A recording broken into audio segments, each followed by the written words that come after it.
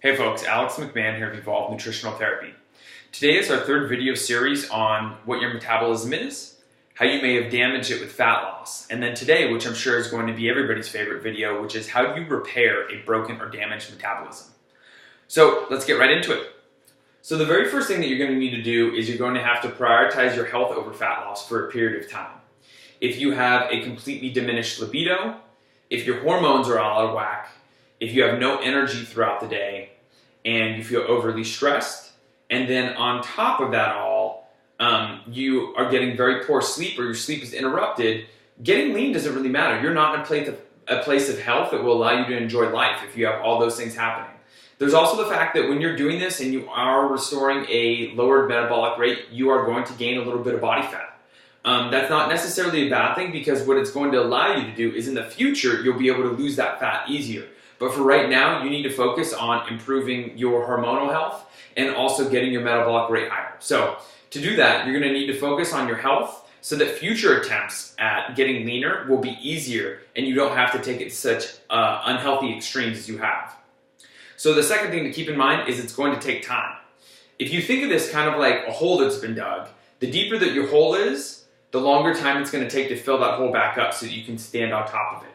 And one thing that a lot of people lack when it comes to fat loss, when it comes to health and things like that is patience. So I encourage you, I really implore you, you have to be patient and you have to give yourself an equal amount of time that you've been dieting as you're giving yourself for your metabolism to be repaired. The thing is, the body's an amazing machine and it won't typically take that long, but if it takes less time, you'll be pleasantly surprised than if it takes longer than you expect. Another big thing is you want to prioritize weight training over cardio. One of the big reasons is because cardio, when you do it long distance, releases a lot of the stress hormone cortisol that will interfere with your thyroid function. It will actually make it so that the conversion of the inactive T4 to the active T3 takes less place. It interferes with that. Also, weights are going to allow you to build muscle mass, which is going to increase the amount of calories that you need because it's going to essentially, muscle mass contains a lot of the powerhouses of your cell named the mitochondria, so the more muscle mass you have, the more calories you'll be able to burn. Lastly, you're going to need to eat more calories, carbohydrates, and saturated fat.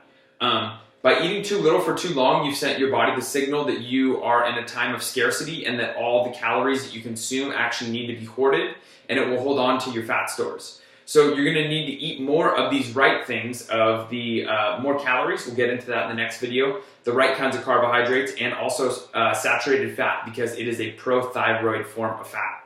So by eating more for a period of time, you're sending your body the signal that you're in a time of abundance. And in the future, when your body thinks that it has more resources available, it'll be more likely to lose fat easier instead of holding on to those resources. So we're going to be covering a lot more of these in the next coming videos, so stay tuned for that. As always, you can connect with me on Instagram at Evolve Nutritional Therapy. You can email me at evolvent.pdx@gmail.com. And you can find me on Twitter and Snapchat at evolventpdx. Take care, and I'll see you in the next video.